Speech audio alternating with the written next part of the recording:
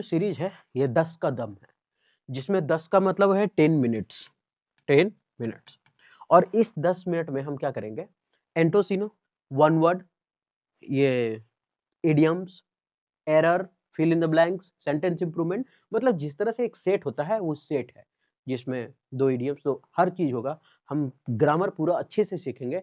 ये आप एंटोसिनो भी ट्रिक से पढ़ेंगे। ये मात्र 10 मिनट का शो रहेगा और ये सीरीज चलता रहेगा, जो आपको एग्जाम में नंबर बूस्ट करने में काम आएगा। नंबर को एकदम बूम करेगा, बूम उछाल लाएगा, ठीक है। और एक बात ये बोलना चाह रहे हैं कि शायद मेरा चैनल जो है शायद नहीं, मतलब डिमोनेटाइजेशन का आ गया है ऑप्शन कि आपका चैनल डिमोनेटाइज हो गया। पता नहीं क्यों कारण से लिखा हुआ है कि रिपीटेड वीडियो डाला हुआ है, लेकिन ऐसा तो किए नहीं, गलती से हो गया होगा। तो शायद हमको दूसरा चैनल खोलना पड़े इसके लिए, लेकिन अभी इसी में वीडियो आएगा, ठीक है। तो आप इसके लिए तैयार रहें। तो 10 मिनट का वीडियो है, आप अच्छे से देखिए और ये सीरीज चलता रहेगा। तो अब हम टाइमर स्टार्ट करते हैं अभी से 10 मिनट का स्टार्ट। पहला क्वेश्चन है जो इडियम्स का है, बैड आयरन। और बैड का मतलब ये हम क्या कर रहे हैं, खराब लग रहा है। बैड का मतलब खराब है। आपको हिंदी लिखने की जरूरत नहीं है, आपको कुछ करने का जरूरत नहीं है, सारा कुछ यहाँ मिलेगा। उसका हिंदी, उसका आंसर, उसका सारा कुछ यहाँ पे मिलेगा, दिक्कत नहीं होगा। रिवीजन होता रहेगा, सबसे बड़ा बेस्ट यही है, ठीक है। तो रिवीजन करने का जरूरत नहीं है। बैड आयरन मतलब खराब। आप 10 मिनट का वीडियो 5 मिनट में भी देख सकते हैं डबल फास्ट करके। बैड आयरन मतलब खराब व्यक्तित्व, खराब किस्मत जिसको बोलते हैं, ठीक है। तो बैड मतलब खराब हुआ, आयरन मतलब क्या था, लोहा। अब लोहा गर्म है और जाकर के छू दिए, अरे हमको तो पता नहीं था लेकिन छुआ गया, और छुआ गया तो फिर तो पीछे पिछवाड़ा झनक गया होगा, और जब झनक गया तो बर्फ में बैठेंगे, छन से बच जाएगा। तो बैड आयरन हो गया ना, लोहा खराब था, गर्म था, गर्मी का दिन था, तो बैड आयरन मतलब खराब। तो यह हो गया बैड लक। क्या होगा, बैड लक। इसका आंसर देख ले, इसका हिंदी यहाँ पे लिखा हुआ है, खराब समय, वो तो समय ही खराब है। नेक्स्ट, ये आंसर डी। आगे है once in a blue moon, ये तो पता ही है ना, कभी कभार, जो रेयरली होता है ना, उसको बोलते हैं रेयरली, जो कभी कभार होता है। इसका आंसर देख ले, तो जो कभी कभार होता है उसको बोलते हैं वेरी रेयर, ठीक। नहीं बोलता है कि साला वाह तुम तो ईद का चांद हो गया, तो चांद तो आया, once in a blue moon, कभी कभार होना है ना, तो वेरी रेयर होना, कभी कभार, ओकेजनली जिसको बोलते हैं। आगे, अभी है ये one word, one who is recovering back to health after an illness. बीमारी के बाद जो ठीक होता है व्यक्ति, उसको अंग्रेजी में क्या कहते हैं, ये पूछ रहा है कि बीमारी के बाद जो ठीक होता है उसको क्या कहते हैं। तो बीमारी के बाद ठीक होने का जो अंग्रेजी होता है उसको बोलते हैं कॉन्वालेसेंट। सबका हिंदी मिल जाएगा, आप टेंशन ना लीजिए, आपको लिखना भी नहीं पड़ेगा। कॉन्वालेसेंट का मतलब होता है बीमारी के बाद ठीक होने की प्रक्रिया। याद कैसे रखेंगे ट्रिक से, तो कौन वाला सेंट, अब यहां लिखा है, हम हिंदी से अगर लिखें तो कौन वाला सेंट, कौन वाला सेंट हम लगाएं ताकि हम बीमारी से पूरा तरह क्या हो जाए, ठीक हो जाए। बता यार, कौन वाला सेंट लगाएं कि बीमारी से ठीक हो जाए। तो कौन वाला सेंट, कौन वाले सेंट, तो कौन वाले सेंट लगाएं, थोड़ा बता दो हमें भी। तो कौन वाले सेंट लगाएं कि हम क्या हो जाए, बीमारी के बाद ठीक हो जाए। तो इसका आंसर हो जाएगा हमारा सी नंबर। अब थोड़ा इसका आंसर देख लेते हैं। सी नंबर है हाइपोकॉन्ड्रियक, जो पहला ऑप्शन था आपका, उसको लेकर हेल्थ को लेकर चिंतित व्यक्ति, हेल्थ को लेकर नहीं, जैसे कभी कभी कोई बीमारी आता है, बाप रे पता नहीं क्या हो गया, अंदर से हड्डी सड़ रहा है का, बाप रे क्या हुआ, कहीं कैंसर हो गया का, हम मरना नहीं चाहते बाप रे, है ना। ये होता है हाइपोकॉन्ड्रियक, जो ऐसा करता है। एक है आर्सोनिस्ट। आर्सोनिस्ट का मतलब होता है आग लगाने वाला। कभी कभी होता है ना, आपके गांव में जो व्यक्ति बैठता है उस पर लगा के दिखा दो, है ना। हम लोग का गांव में है अरसू, अरसू है, ठीक है, किसान है। अब ये क्या करता है ना, उसको पड़ाका उड़ाका बम बम बहुत शौक है जलाने का, है ना। तो वो अरसोनिस्ट, उससे याद किया। आप भी कोई गांव में होगा अरसो नाम करके, तब परसू होगा, उससे याद कर लीजिए, है ना।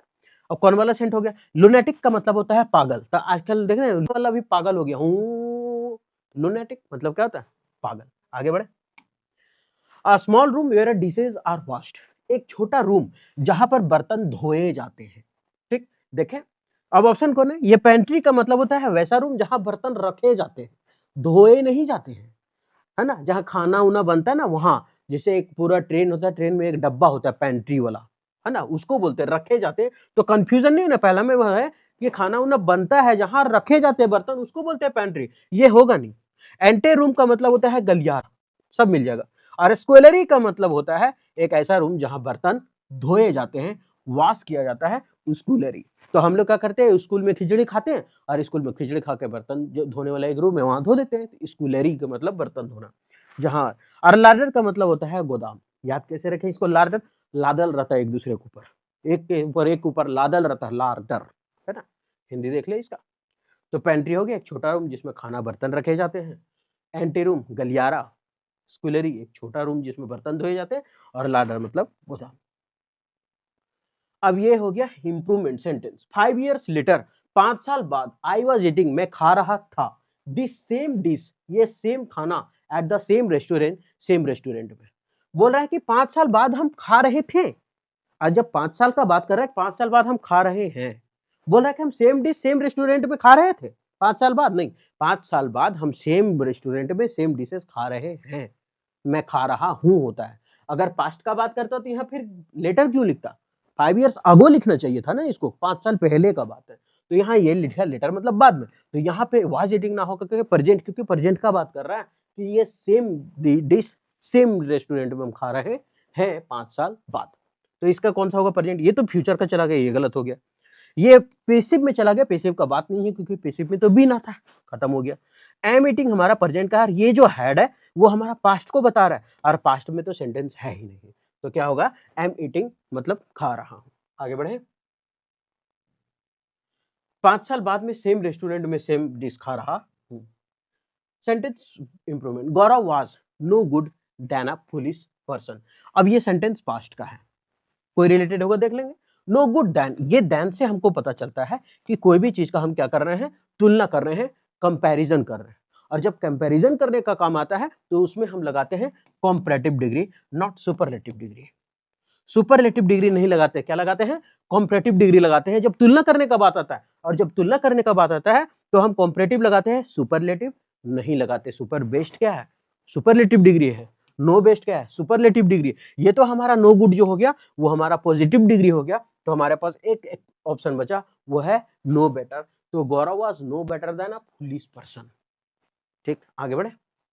याद रखिएगा तुलना करने में दैन होता है, कभी कभी THEN एरर में देता है, लिख देगा नो बेटर देन तो लगेगा सही है, स्पेलिंग एरर है, दान पढ़िए इसको, है ना, अपने हिसाब से। आगे कॉमन एरर, व्हेन मयंक केम। अब यहाँ लिखा है व्हेन मयंक केम, ठीक है। मयंक क्या है हमारा, सिंगुलर, ठीक। और यहाँ केम जो है वो पास्ट टेंस वर्ब टू है, और सेंटेंस किस में है, पास्ट में है।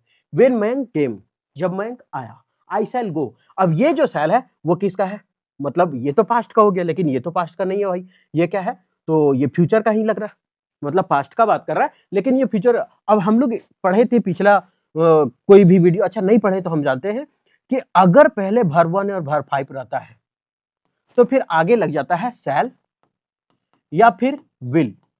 लेकिन अगर चीज यहाँ वर्ब 2 होता है तो आगे लगता है वुड। अगर यही चीज अगर हैव प्लस वर्ब 3 तो एच के साथ होता ही है ना, तब लगता है वुड हैव। क्या लगता है, वुड हैव। तो यहाँ क्या लिखा है, शैल और विल, तो यहाँ तो शैल विल है।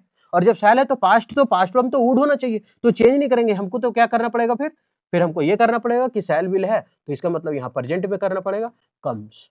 क्या करना पड़ेगा, कम्स। सर कम तो कर सकते थे, कम नहीं कर सकते क्योंकि मयंक जो है हमारा सिंगुलर है, और जब सब्जेक्ट सिंगुलर हो तो वर्ब भी सिंगुलर होगा, तो वर्ब हमको सिंगुलर करने के लिए उसमें एस लगाना पड़ता है, ठीक है। तो यहाँ होगा कम्स, क्या होगा, कम्स। तो हमारा गलती यहाँ पे था। किसके साथ जा रहे हैं, विथ हिम, किसके साथ, तो मयंक के साथ। हिम मयंक के लिए है, टू द सर्कस, कहां पे, सर्कस के लिए। आगे बढ़े, ये उसका आंसर है। सिंपल प्रेजेंट सिंपल के साथ क्या लगता है, शैल और विल, ठीक है। हाँ, अब ये आप लोग का सवाल रहेगा कि यहाँ वुड क्यों नहीं कर सकते हैं। यहाँ वुड इसलिए नहीं कर सकते क्योंकि हमको क्वेश्चन का सेंस नहीं बदलना है, क्वेश्चन वही रहना चाहिए, सेंस वही रहना चाहिए, ठीक है। तो सेंस वही रहेगा कि जब वो आएगा तब हम उसके साथ जाएंगे, ऐसा होना चाहिए, तो इसलिए हम कम्स किए। आगे बढ़े, ही फाइनली रिकॉल्ड दैट। अब ही है सब्जेक्ट, सिंगुलर है, रिकॉल्ड पास्ट में आ गया, तो he finally recalled that the thieves have left. अब यहां जब सेंटेंस पास्ट का है तो आगे जब पढ़े द थीव्स, थीव्स तो है प्लूरल है, और प्लूरल है तो हमको वर्ब भी प्लूरल चाहिए, और वर्ब प्लूरल के लिए वर्ब प्लूरल है तो सही लग रहा होगा नहीं, लेकिन ये तो हैव जो है, हैव हमारा क्या है, प्रेजेंट के लिए, लेकिन ये सेंटेंस तो हमारा पास्ट में भाई। और जब सेंटेंस पास्ट है तो फिर हैव लिव कैसे। और ऐसे भी हम जानते हैं कि एच के साथ जो लगता है वो हमेशा वर्ब 3 लगता है। तो एच के साथ कौन है, हैव है, हैज है, हैड है, ये सभी के साथ वर्ब 3 होता है, तो इसके साथ वर्ब 3 होना चाहिए, जो कि नहीं है, तो ये तो गलत हो गया, गलत हो गया ना। तो यहाँ करना पड़ेगा हैड, ये तो ऐसे भी गलत हो गया, तो करना पड़ेगा हैड लेफ्ट, हैड लेफ्ट, तब सही होगा। फ्रॉम द फ्रंट डोर, कहाँ पे, फ्रॉम डोर। द हमारा है डिटरमिनर, उसके बाद दो वर्ड है ना, तो ये हमारा एडजेक्टिव हुआ और ये हमारा नाउन हुआ। आगे बढ़े, ये पहले प्रिंसिपल क्लॉज पास्ट में है, तो आगे भी क्या होगा, पास्ट में has have had plus verb 3 होता है, हैड लेफ्ट होगा आगे। He could feel every and artery, artery का मतलब क्या होता है, धमनी जिसको बोलते हैं ना, तो इसका मतलब जो भी है वो महसूस कर रहा है, एंड जो है दोनों सेम क्लॉज जोड़ेगा, और सेम क्लॉज जोड़ने के लिए हमको क्या करना पड़ेगा, तो ये कोई शरीर से रिलेटेड जोड़ना, और शरीर से रिलेटेड लीवर एंड धमनी, लीवर एंड आर्टरी तो होता नहीं है, होता क्या है, तो नहीं बोलता है कि मेरा नस नस में वो समाई है, ऐसा समाई है, पूरा नस नस में समाई है, तो वो क्या होगा, वेन होगा इसका आंसर। ये थोड़ा सा कोलोकेशन वर्ड है जिसको याद करना पड़ेगा, तो when and artery, when and artery, ठीक। आगे देखें, तो ये है लिवर यकृत वेन नस बीट हराना प्लेस मतलब जगह। Next, the humour of the gods is cruel, जो ह्यूमर है गॉड का वो बहुत ही निर्दयी है। और अब ये और है ना, तो इसका मतलब जो सेंटेंस है इसी से रिलेटेड नेगेटिव वेगेटिव चाहिए नहीं, क्योंकि नेगेटिव रहता, अगर नेगेटिव जोड़ना रहता तो हाउएवर मारते तो गलत हो, एक तो जोड़ा हुआ है, तो इसको क्यों जोड़े, ये तो गलत हो गया। तो इसका मतलब और तो विषमताएं होता है, तो आंसर क्या होगा कि the humour of the gods, ये जो भगवान का जो इज क्रूएल बहुत ही निर्दयी है, और परहैप्स शायद वो दे see more than we do, जो हम लोग करते हैं उससे ज्यादा वो जानते हैं, और शायद वो उससे ज्यादा क्रूर है। तो the humour of the god is cruel, वो क्रूवेल है, और परहैप्स शायद they see more than we do, ठीक है। तो मोर देन कंपैरिजन के लिए आया ना दान, ये है हुआ परहैप्स, इसका ये रहा हिंदी, भगवान का मजाक क्रूर है या शायद वो हमसे अधिक जानते हैं या देखते हैं, ठीक है। तो ये थोड़ा सा 1 मिनट ज्यादा आप डबल फास्ट करके देख सकते हैं। तो उम्मीद करते हैं कि सेशन ठीक लगा, फिर मिलते हैं नेक्स्ट वीडियो में।